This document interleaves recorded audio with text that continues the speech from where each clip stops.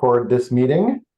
So this meeting is officially being recorded. So welcome everyone. My name is Chris Wilson. I am the Director of Clinical Education at Oakland University, and I'm the co-president of the Michigan Clinical Education Consortium. And I'm joined by Kim Schwartz. Kim, you want to introduce yourself? Yes, my name is Kim Schwartz. I'm a physical therapist. I also assist in Clin Ed at Oakland University. And Vineet? Hello, my name is Vineet Kaul. I'm the Director of Clinical Education in the PTA program at Henry Ford College.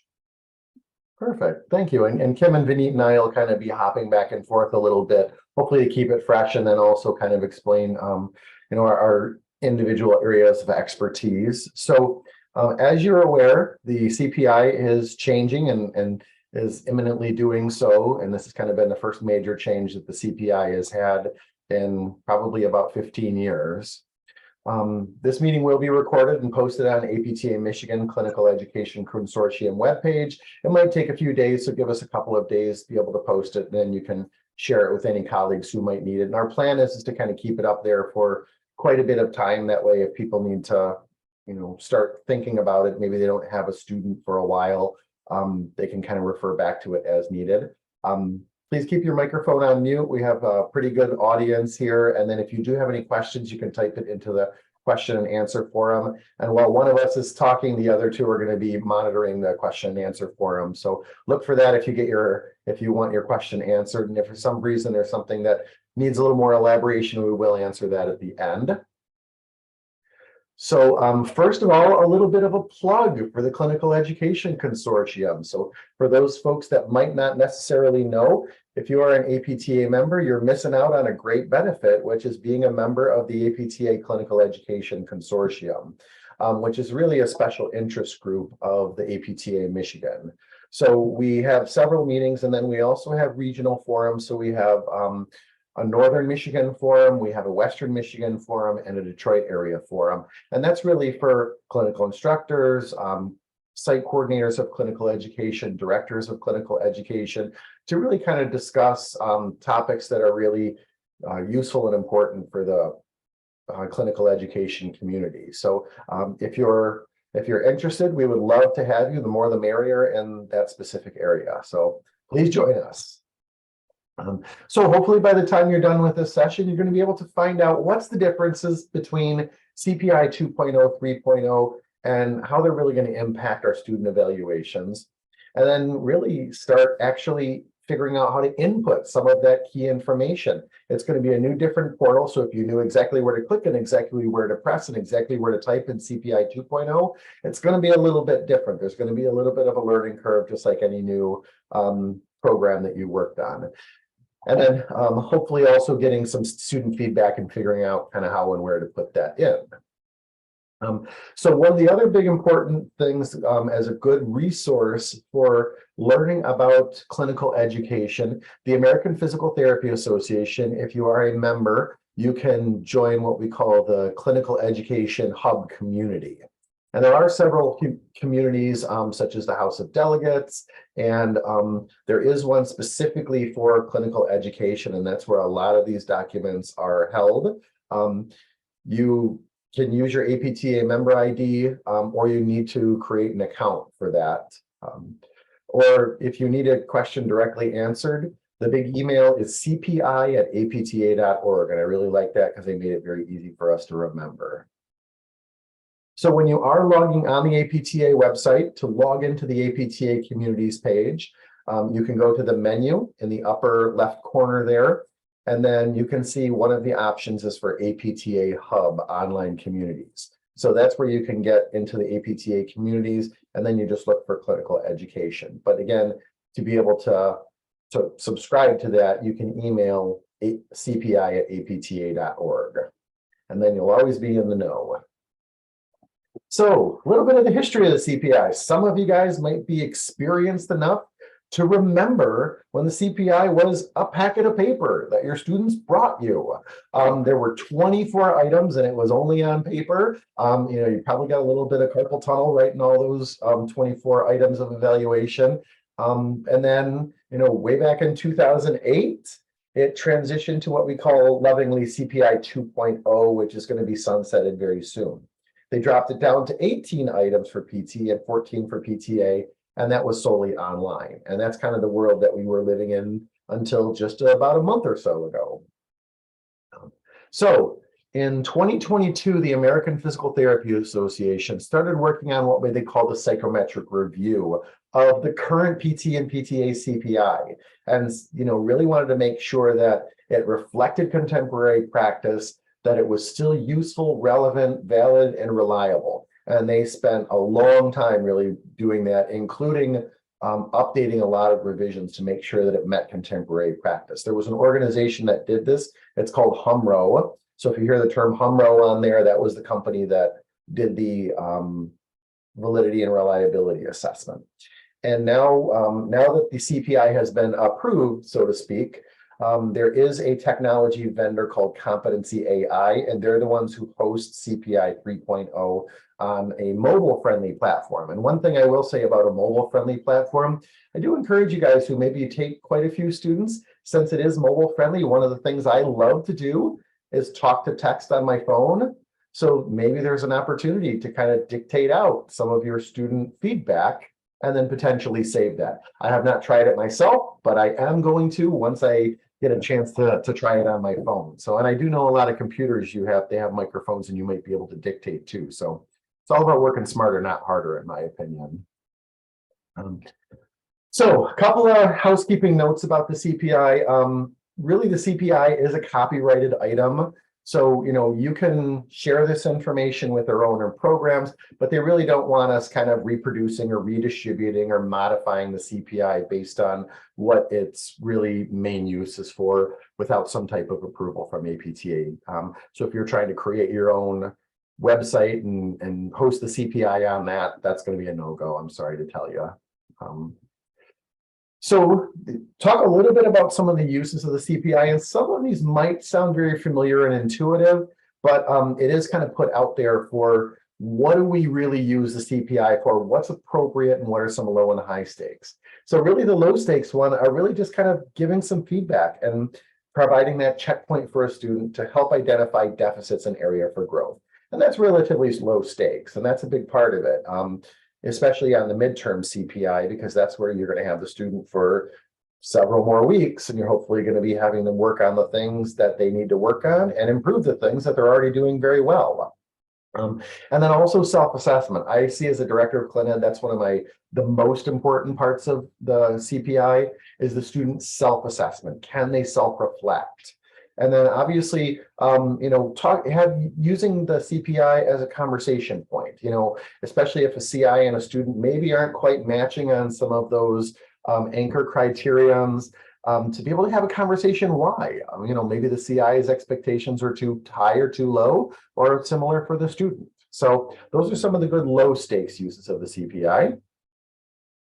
And then some of the summative students. So these do guide the director of clinical education's decision on the student's pass-fail status for their clinical. Just as a reminder, most veteran clinical instructors probably already know that the site really doesn't make the determination whether a student passes or fails the course that's with the clinical experience. Really, you guys are providing very valuable and important feedback. And then really the director of Clin Ed kind of takes everything globally to determine a grade for the specific course that they took the clinical education experience in.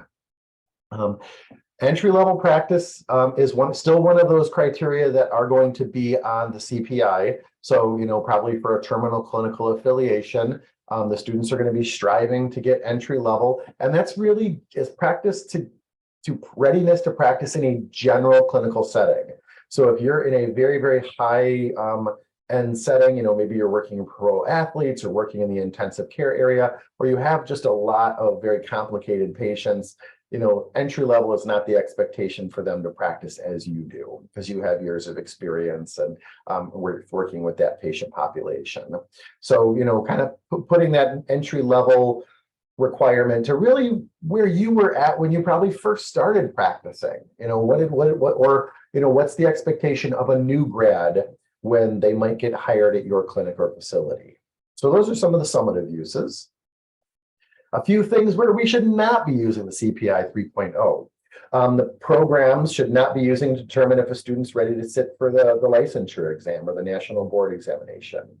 And then using it as comparisons about the effectiveness of program A versus program B. And then finally, again, the CPI should not be the only factor that programs use to determine if a student should stay as an active member of their cohort or not, or if they should be removed from the program. So this is kind of probably what you guys are waiting for. What are some of the major changes from CPI 2.0 to 3.0? This is the good news, and this is the headline, is they cut it down from 24 to 18 for PT. Now it's only 12 for PT and 11 for CPI. So there's a third less requirements than there were for individual criteria. So another major change to the new CPI is we used to have what we would kind of call a visual analog scale. So we had these anchors, which were beginning, advanced beginner, intermediate, and you could put them down here on the line. And if they were a little bit better, you could move them up a little nudge on the line, so to speak. That's not possible anymore. You really have to pick one of the specific anchor criteria. So they are either at beginning or advanced beginner or intermediate or advanced intermediate or entry level or beyond.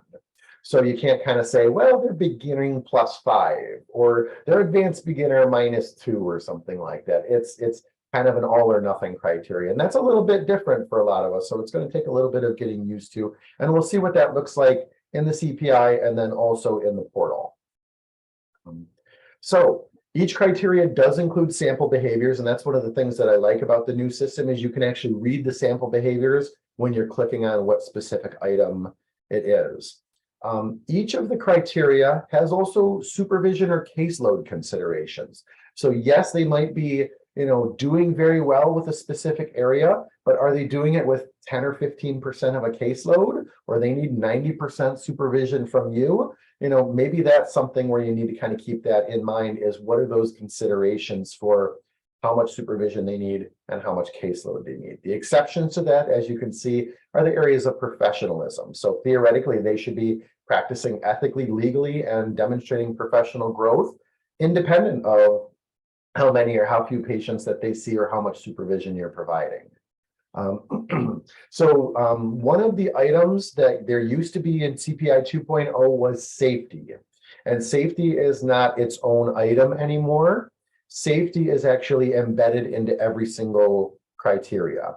So if there's one area where the student is not safe, you would kind of put it under that specific area. And that's the same thing for critical incident. I haven't seen it yet, but I'm told that there's going to be a critical incident link for each criteria instead of one for the whole CPI. But at the end, there is a summative opportunity to contact the director of clinical education. Excuse me. So when deciding between some of the performance levels, kind of what number we're going to do is the student's level of supervision and the caseload, where it falls on that rating scale. And really what they're talking about now is, I think, a little bit of a legal term, is the majority of the behaviors. And they're kind of labeling this as the preponderance of the evidence. So if you're kind of trying to decide between, are they beginner or are they advanced beginner, what's the preponderance of the evidence telling you? If there's more beginner type criteria, then they'll probably be beginner. But if they have, things are more weighted toward advanced beginner, then they would be more in the advanced beginner criteria. So as we always do, don't compare your student that you're rating to other students. We've had some really, really outstanding superstar students, and then it kind of raises the bar for everyone. Or maybe your last student was a little bit challenging, and maybe you're kind of saying, well, this student's just kind of doing okay, and I'm going to rate them really, really good. It shouldn't really be like that. Each student's effectiveness should be determined by their clinical behavior to the standards provided. So they shouldn't be relative rating judgments comparing a student to each other. So this is an example of what one of these look like. I did cross out the numbers, and Kim will like this because we were worried we didn't want to forget the numbers. there really are no numbers. So you're not really giving them 1, 2, 3, 4, 5, or 6. We're really putting them at beginning performance, advanced beginner, intermediate, advanced intermediate. You can see below here is the supervision and caseload requirements. So you can see for beginning performance, a student requires clinical supervision 75 to 100% with non-complex conditions and 100% of the time with complex conditions. And they're really not carrying a caseload, or maybe they're just starting to carry a caseload. And then here below this are the sample behaviors. So these sample behaviors will be seen on the CPI actual portal, but the supervision and caseload, we don't, as of right now, we don't think that those are going to be visible when you're actually rating your student. But we'll have to kind of see when we do more evaluations. Here is an example of professionalism and legal practice, and you'll notice that caseload criteria is gone. It's not there because, again, professionalism should be there whether someone is holding a caseload or not.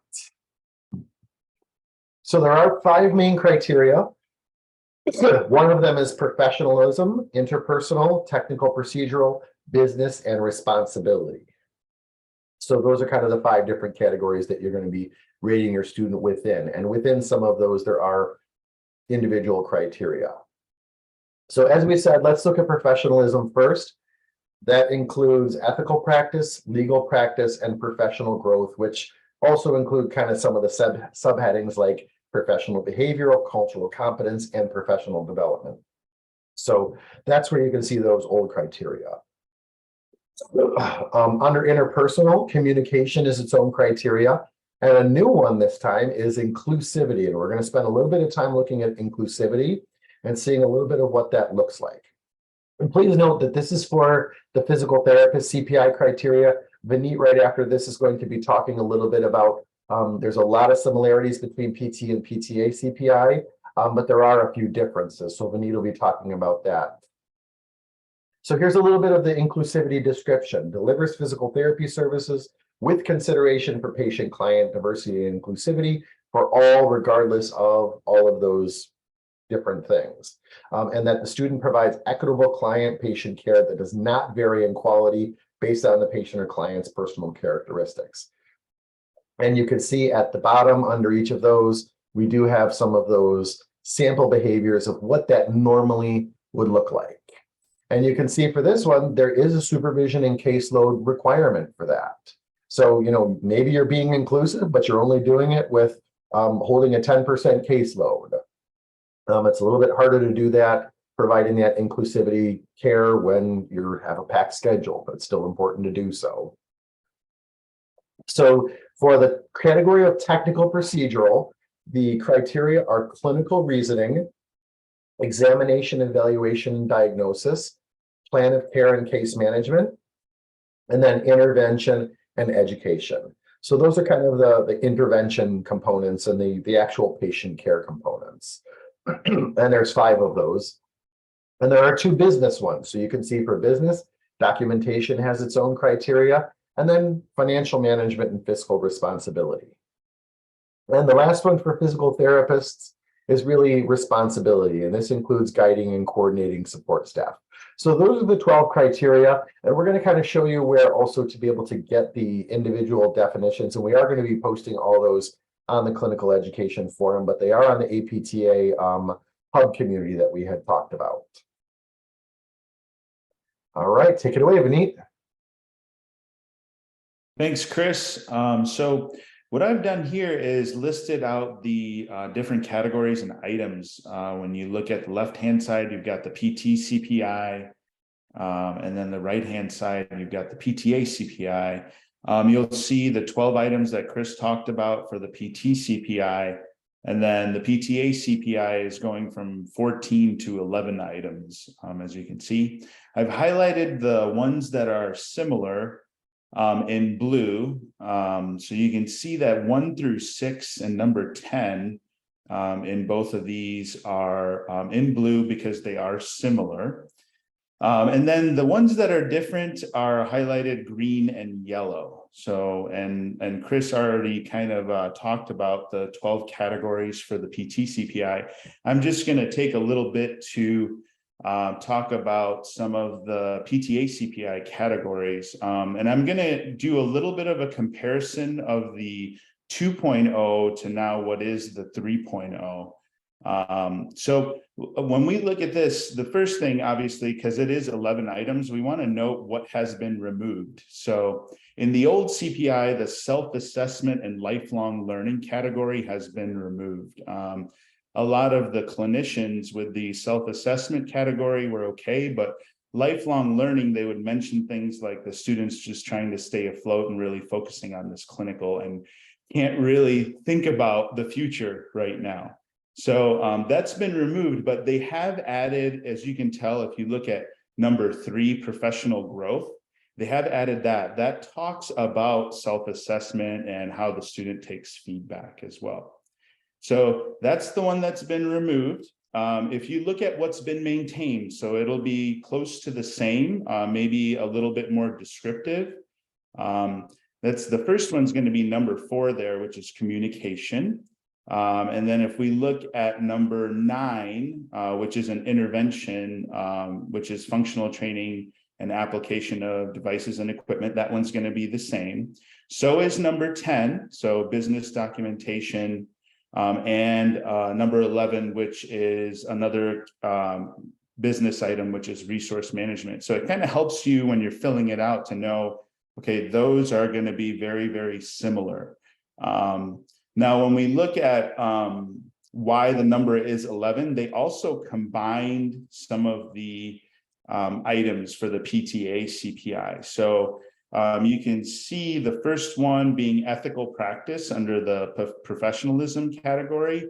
That used to be in the 2.0 CPI, that was clinical behaviors and accountability, and that was category number 2 and 3. So they put those together for the PTA CPI for the first category of ethical practice. Next, if you jump down to the yellow one, the first yellow one, number 7, it's a combination of therapeutic exercise and techniques, which used to be separate. So those have been combined. The modality section in the PTA CPI has been combined. So number 8, mechanical and electrotherapeutic modalities, that used to be separate and now it's combined as well. And lastly, there's a couple changes. So for our old CPI, it used to be known as clinical problem solving, and that is now number 6, which is clinical reasoning, if you look at that there. And like Chris mentioned, the old CPI had a safety category. That's actually listed in number 6 in clinical reasoning. And then Chris already mentioned this, the cultural competency category is now inclusivity. All right, we can go to the next slide there.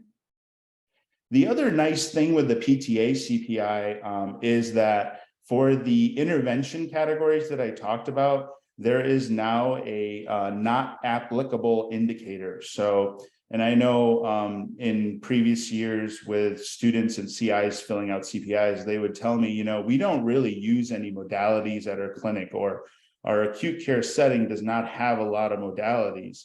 So there wasn't a way to kind of exclude that in the old CPI, but the new one, you can click on the not applicable indicator in one or more of these areas. The only thing is you have to write a brief written rationale as to why it's not applicable. So, all right, we'll go to Kim. She has some scenarios. Thanks, Vinny. Thanks, Chris. Go to the next slide. The first scenario we're going to talk about, we decided to pick one under the technical, procedural, clinical reasoning.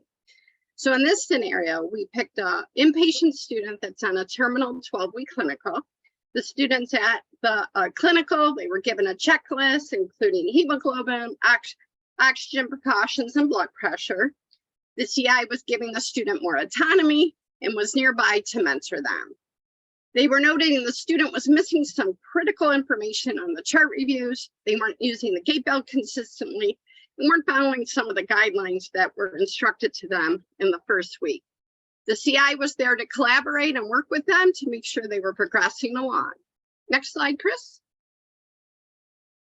In this scenario, the student was receiving 50 to 75% supervision for non-complex patients and 90 to 100 for the complex patients. And for the caseload, they were doing about a 25 to 50% caseload, and the midterm was up this week. Next slide. So prior to the midterm, the CI had the student see a patient.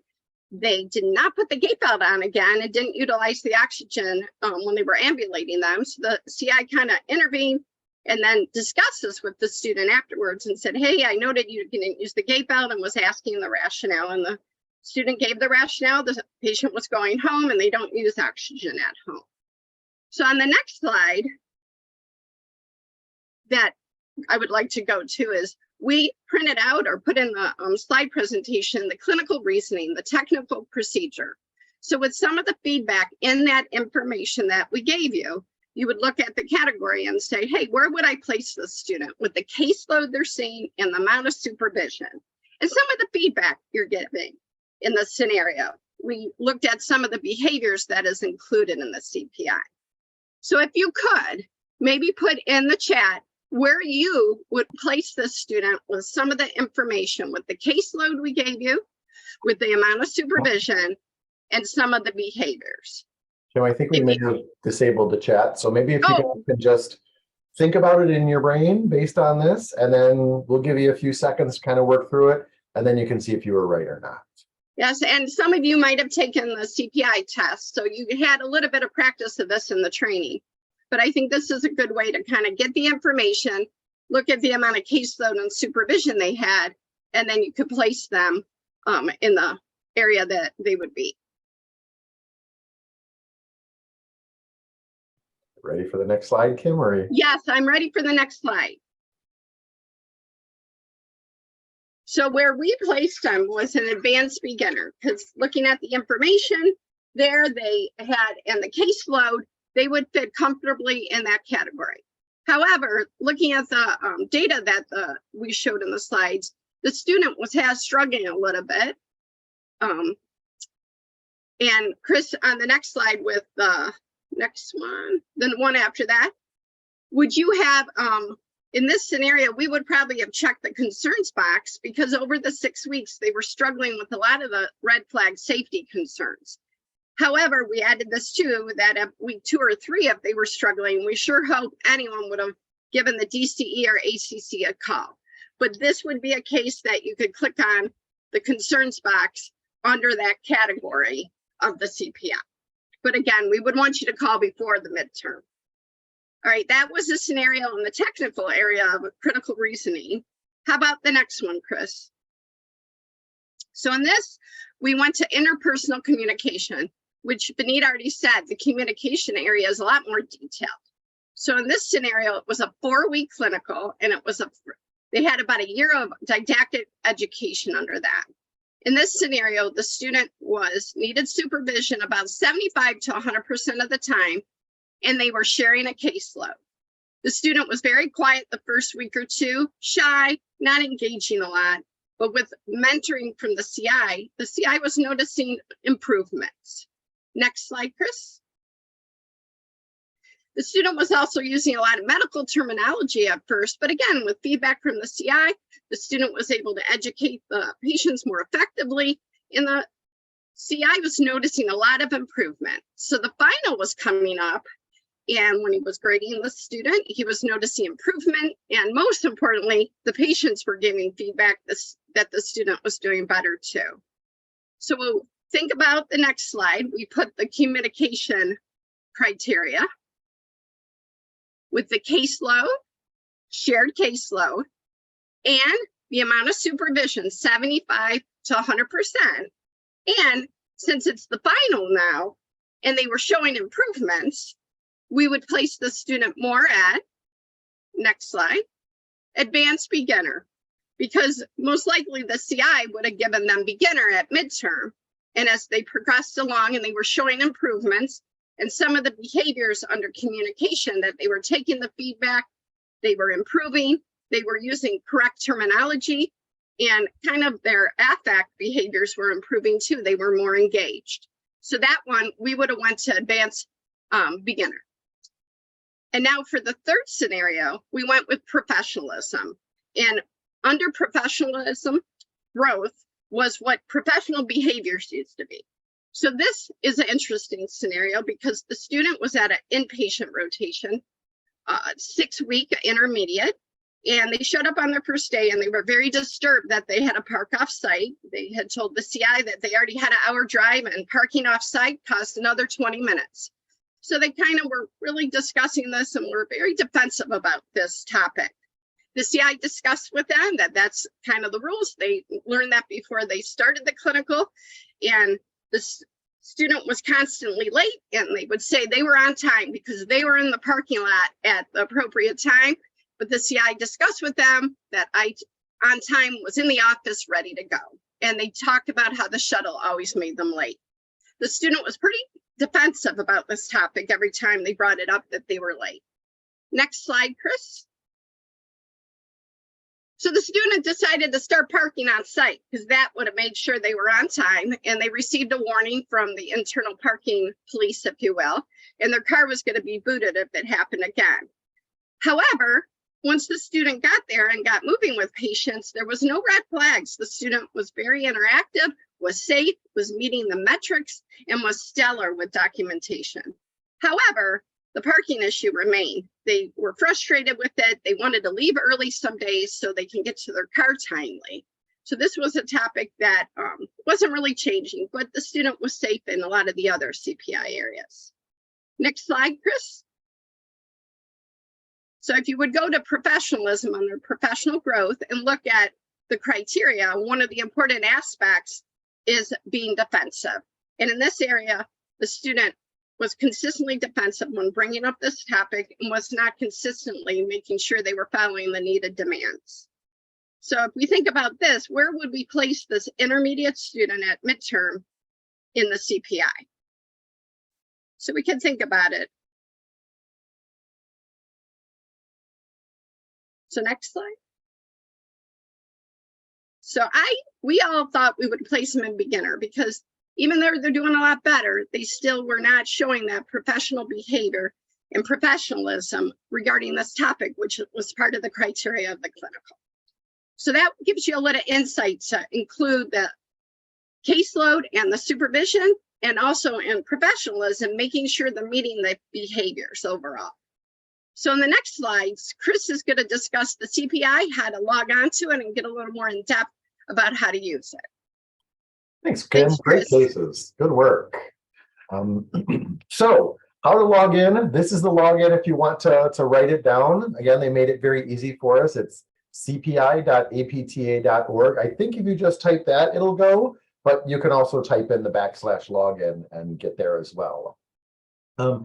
You will need to make sure, and this is kind of an important point, you're going to be doing training. So to be able to access the CPI, you'll need to be doing some training through the APTA. It's very important to use the same account for your training that you are using for logging into the CPI, because you can't log into the CPI until you've done your training. And we will talk a little bit about the training at the end. So make sure that you're using the same. If you don't have one, an APTA account, maybe you're not an APTA member, you can create an APTA ID, and it's free. So once you are into the CPI, you can see that you will be able to see for showing assessments. You'll log in and you'll have your dashboard. And then when you want to look at a specific assessment, all of your students that you will have listed will be down here. And then you can click this little box that says include comments and narratives. And that way you'll see more than just the rating criteria. You'll be able to see your students' comments. So this is actually viewing their midterm and final before you, because usually as a clinical instructor or a DCE, I like to do that before I make my own rating to see how close the student is to grading their own performance. So to actually get into an assessment and to find your student, there is assessments up here. This is where you'll click on.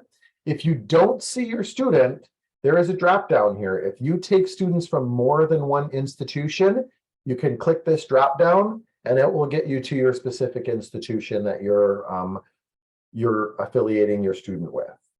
So once you have done that, you reviewed your students' comments and you found your student under the right institution, you can see that this is the student that you're going to go through here. The status is not started. And then basically you can start your faculty assessment. You can also see that the student has not completed their self-assessment yet. So if you want to, you can wait till the student does their assessment, then you can review it before you start your assessment. So once you click on Start Assessment, that will bring up the next page. So this is a little bit of a busy page, but basically here are all of the different criteria. So just like we had just reviewed, here's professionalism, ethical, professionalism, legal, professional growth, interpersonal, and it goes on. You'll just use the scroll wheel to scroll down from that. And across the top, we have beginning, advanced, intermediate, entry level, and beyond. Now, one of the things that is important is that we're used to seeing, a big box with all the comments that we can type in for professionalism. It's still there, but there's a little tiny button right over here for each criteria. Even though it's small, you still have to click on it, and that's where you're going to type in your comments for each area. So make sure that even though they're not a big box that you can kind of type in, that you click on this for each of the areas. That way you can type in the specific comments that you need to. You will see also that there are individual those sample behaviors. And if you need to see more, you can click on Show More and it will cascade down so you can see more areas. And really basically what you're going to be doing is clicking on each of these buttons, and all these little areas are buttons that you'll see on the next slide here. So we can see one that they've already clicked on. So this student is at beginning for ethical practice, advanced beginning for professionalism, and then professionalism is here. I think they were just randomly clicking stuff. So you can see you don't get kind of that between advanced beginner and beginner. It's one or the other, and then you'll type in your comments there. There is an opportunity to save it as draft. So, if a patient comes in or you get stuck doing something, you can save your work. And then once you're done, you will click the submit button. And you can, everything is pretty much editable up to that point. One new change is if you did submit something and you're like, oops, I completely forgot something. The directors of clinical education do have the ability, or at least we were told that we're going to have the ability to reopen the evaluation for you. So don't panic. It's not in there in stone. We can reopen it for you. And then you can type in the rest of the information if you learned or knew any new information. So here's kind of what it looks like for notes for each criteria. So they have areas for strength and areas for development. So you can click on each of those. And then there is a remediation or performance optimization plan. So if there's an area where they're really struggling, you can kind of type in that. Other than that, for ethical behavior, you could type in, here's what they're doing well in ethical behavior. And you click on the next one for what they can do for the areas for development. I probably would not be using remediation performance optimization plan unless they were really struggling or not necessarily where they needed to be, or there were safety concerns when it came to that specific criteria. So just like CPI 2.0, you get some summative comments at the end. You get to be able to kind of type in your overall summary. So what are the students' strengths and areas for further development that really didn't change? If there are any performance concerns, incidents, unsafe events that need to be recorded, here's where you could kind of record those. And again, we do have a box that automatically sends an email to the DCE. I would probably, if I was a CI, I would still also send an email through my work email to the Director of Clinical Education, just in case there, sometimes there's firewall issues, especially in some systems where maybe it doesn't always work through that. If we are having issues where an email needs to be sent, sometimes it might even need to be a phone call. So Once you click submit, it does say it's complete. You'll not be able to make edits again unless you contact the DC and say, oops, I clicked submit too early. Let me reopen it. You still do have the capability to do that. There is a My Notes section. I'm not 100% sure how we're supposed to use this yet, but they do have a spot for My Notes. So if you just want to jot down some notes that you want to remember for the final CPI or something like that, it is available there, and it's useful to you. So you can kind of type in, any sticky notes that you want of things you want to remember. And my understanding is they should not go away until you delete them. So they're really only for your purposes to view. The clinical education sites or the schools and the students will not have access to those.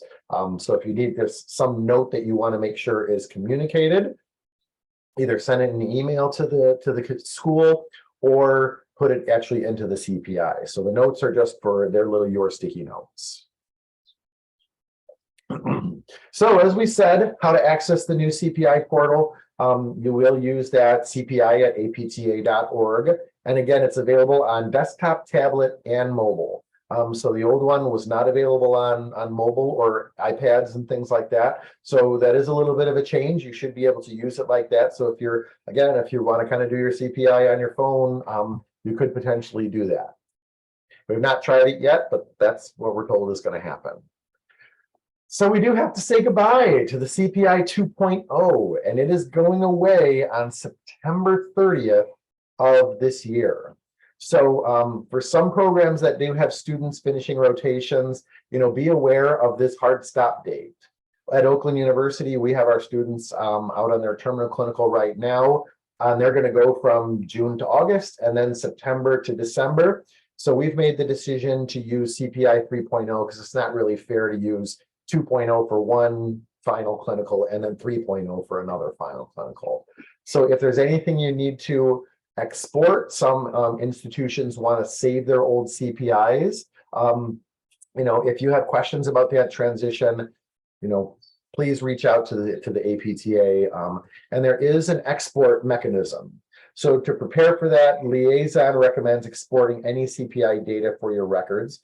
There is a slide deck, and we will be sending out these slides as well, so all the little links will work. But again, I want to make sure that you know that September 30th is kind of the shutdown date for that. And there is an email if you have questions about how to export your data, and you can contact Taj Tucker at that specific email, or you can contact CPI at apta.org and they can get you that information if needed. So your mission, should you choose to accept it, is to start your training. You need to kind of start training for PT, PTA, and CPI. It is available now and will be available in the same mechanism for as long as CPI 3.0 is out there. There are courses and they're specific to a user role. And again, to be able to access the CPI portal, you have to have completed the training on the same account that you're going to be using for the CPI.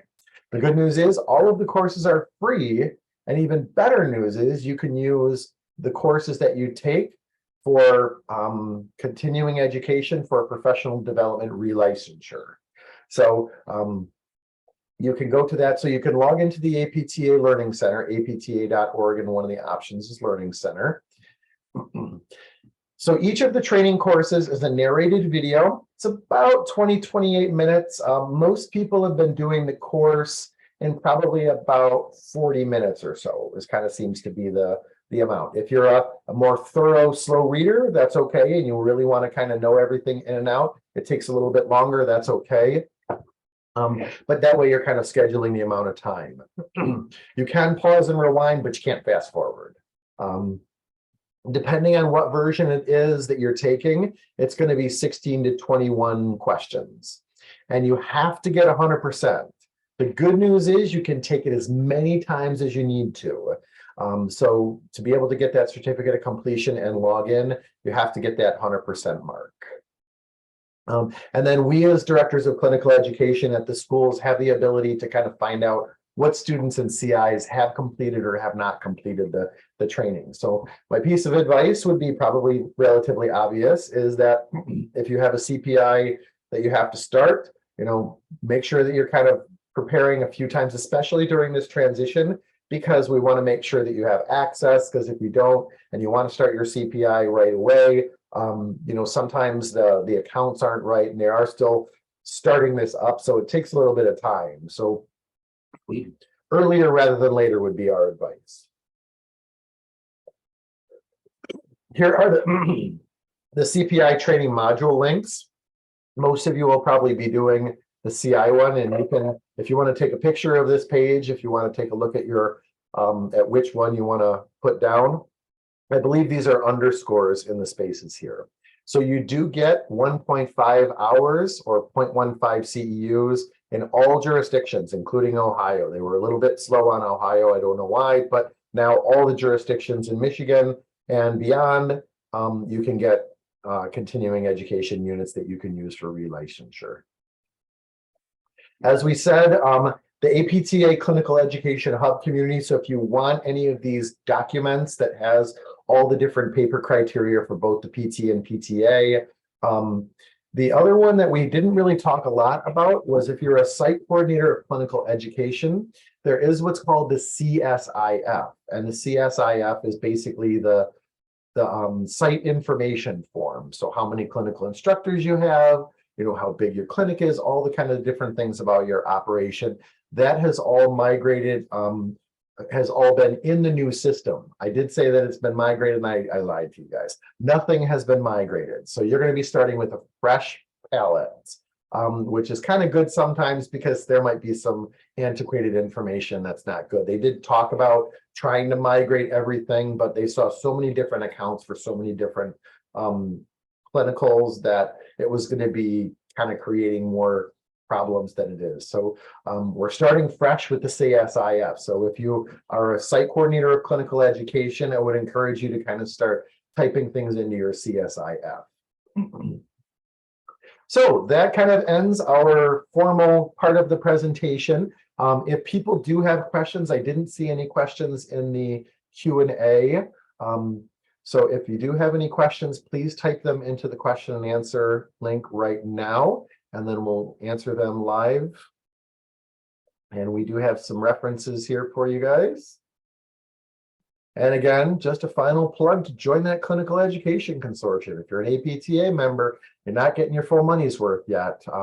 And that way you can join the Clin Ed Consortium and get all the latest and greatest about the clinical education and join the regional forum. So, you know, being an APTA member, an APTA Michigan member has its benefits, and clinical education support is certainly one of them. So I don't see quite any questions in the Q&A at the moment. We'll give people a few more minutes to work through that. So if you do have a question, as soon as you log off and you're like, oh, I wish I would have asked that question, don't worry, here is our contact information. So APTA at cpi@apta.org, and then there's mine, Kim, and Vineet's contact information if you guys have any questions or need anything. So we'll give people just another little bit of time for any open questions. Looks like there were some already questions that were posted, and all the slides will be available after the webinar. We will be posting them on the Clinical Education Consortium page on the APTA Michigan website. So if you go to APTA Michigan website, one of the drop downs is Clinical Education Consortium. Since we do have a minute, I'm going to stop that, and I will bring up so you guys can see where to find that. And Chris, when you're doing that, since this was a webinar, participants should be able to go to the same website and complete the form when watching a webinar for PDRs under the clinical education site too when you're there. So yep, they can fill that out and use this presentation for their PDRs. Yep. So under special interest groups, you can see Clinical Education Consortium is right here. This is where this video will be housed, as well as some of the other important documents here. So here is the paper version of the CPI that we saw with all the numbers on it, that the numbers are going away. And then we do have also clinical instructor programming. So if somebody's interested in hosting a clinical instructor certification course, you can do that. And then if you would like to join the Clinical Education Consortium, you can click on this link right here. So all of this will be here. I do see one question in the chat. How is the system able to designate who is the SCCE for the site? Excellent question, Michelle. So when you take the course, there will be the courses. One of them is for CI SCCE, so that'll kind of be the first way. And then generally what you will be doing, trying to think about how to best answer that question, is that you will kind of be logging in, and then when you are affiliated with a specific site, it will ask it who is this SCCE, and then you can input it there. We already do have some, we've already started uploading some of ours, and some of the site coordinators of clinical education have been listed in there. So if you're not affiliated with a specific site as an SCCE yet, you can go to email cpi@apta.org, and they can very easily connect you to that. And theoretically, unless there's a change, it should be on there as that person is the SCCE for that specific site. And Chris, the APTA is working on allowing a SCCE to be a CI. Right now, if you're in as a SCCE, we cannot then make you a CI. But APTA told me within the next 10 days, they hope to have that resolved and worked out. Yep. The other thing that we have heard from the APTA that they're still working on, because this is obviously brand new as of just a couple of weeks ago, is 2 clinical instructors for the same student, which is very, very common. But as of right now, the CPI 3.0 doesn't quite have a way to allow 2 CIs to both provide feedback using one student CPI.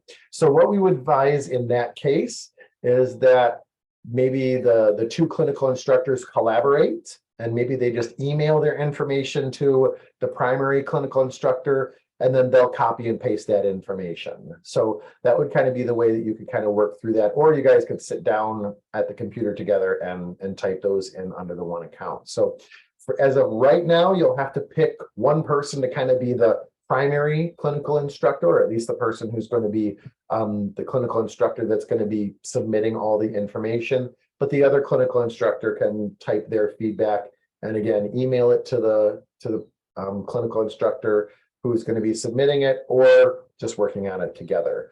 We are told that that's going to be something that they're going to be fixing in the future, but they have not quite worked on that yet. So all right, so it is 7:54 and we are not seeing any more questions. So we want to thank you all for your time. Please reach out to APTA or Vineet or Kim or I if you guys do have any other questions. Again, please give us a few days to kind of post the slides for this and post it on the Clinical Education Consortium website. Lastly, thank you for all that you guys do for clinical education. I mean, you really are growing the profession and really enhancing our profession by really passing on your knowledge to the next generation of physical therapists and physical therapist assistants. So from the bottom of our heart, we thank you so much for your continued dedication for doing that. And with that being said, we will stop the recording and thank everyone and have a great night. Good job, everyone. Thank you all. Take care, everybody.